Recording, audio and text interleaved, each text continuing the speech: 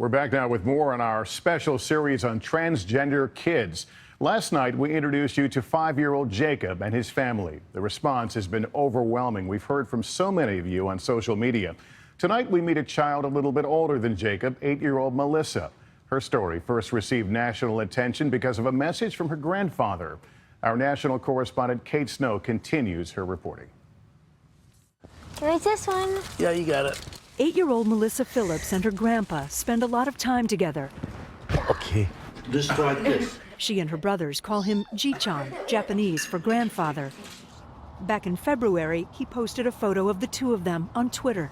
As a proud grandpa of a transgender grandchild, I hope she can feel safe at school without fear of being bullied. What's that?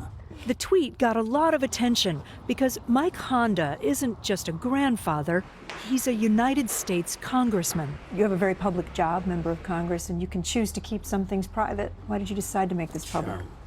Sure. I think that there's a time when you have to determine when there's a good teaching moment, and I think that was one of them. Melissa's story begins with an ultrasound. That's when Michelle and Travis were told they were having a boy.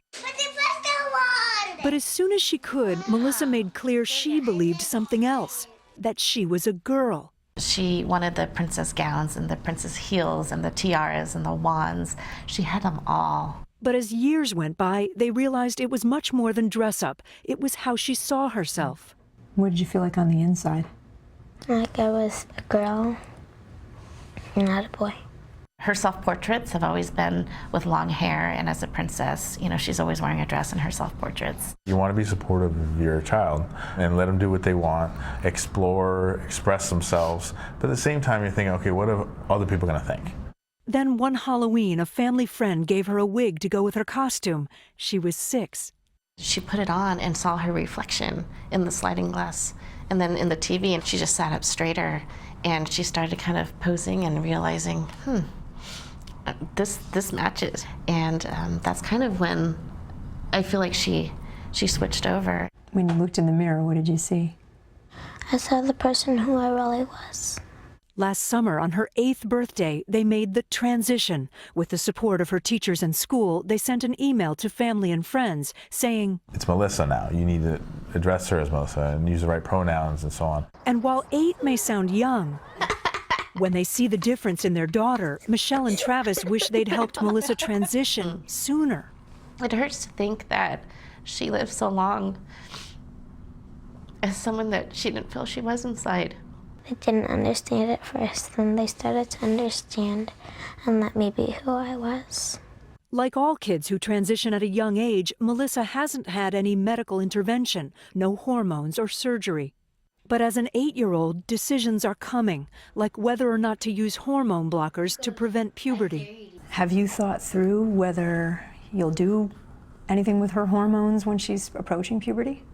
We're definitely not going to jump the gun and rush into things. We have a pediatric endocrinologist, we have a therapist, her primary care physician, you know, so we have people who are assessing her, you know, looking at where she's at physically, and then helping us make decisions. Is this scary stuff as parents? I think it's all scary, being a parent, period, right? Melissa's parents say what they want now is the same thing any parent wants for their kids. All 3 of our children, we hope for the same thing, and we hope that their futures are the same, you know, happy, healthy, confident people. It has nothing to do with gender. The family says they've learned a lot through this experience, and Grandpa, Congressman Honda, says it has influenced the way he sees issues on Capitol Hill. He says he believes this nation is at a tipping point when it comes to the way transgender people are treated. Lester. This has been a fascinating series, and to witness the conversation that it's created has been so. Hey, NBC News fans, thanks for checking out our YouTube channel. Subscribe by clicking on that button down here, and then click on any of the videos over here to watch the latest interviews, show highlights, and digital exclusives. Thanks for watching.